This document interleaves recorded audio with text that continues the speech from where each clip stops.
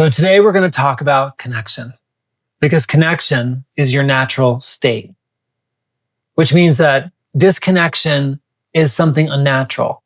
And as something unnatural, ultimately it is not healthy. It is something that sickens or constrains something. So how do you know when you've got disconnection somewhere?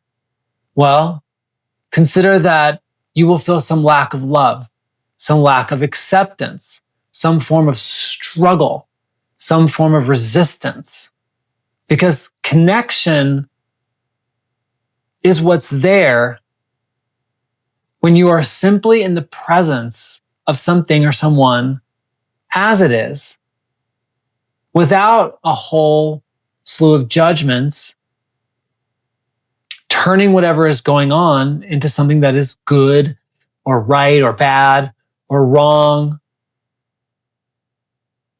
Which doesn't mean, by the way, that anything anyone wants to do to you is okay. It doesn't mean that, okay? It just means that connection is what will naturally be there when you are in experiencing things just as they are. When you experience your job just as it is, even if you hate your job, okay?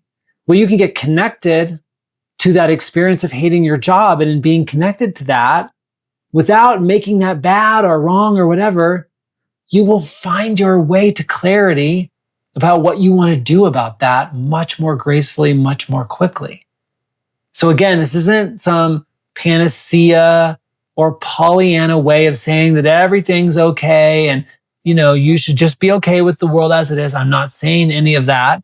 What I'm saying is that it's when we disconnect from something, even something that we don't like, even something that isn't working, when we disconnect from it as it is, then we wind up resisting it, holding on to it longer than we should, or grinding ourselves down somehow.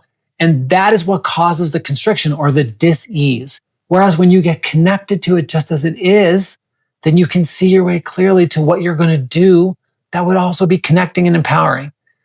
I believe this is the most important thing we could be working on right now on the planet, is reestablishing connection with ourselves, with others, and for those of you who see the world this way, with something greater than ourselves, to reestablish that connection and that clarity. So I'm inviting you into this journey with me to really put your attention and priority on healing the breaks in connection you see. Create space to be reconnected without giving up anything that's a boundary important for you.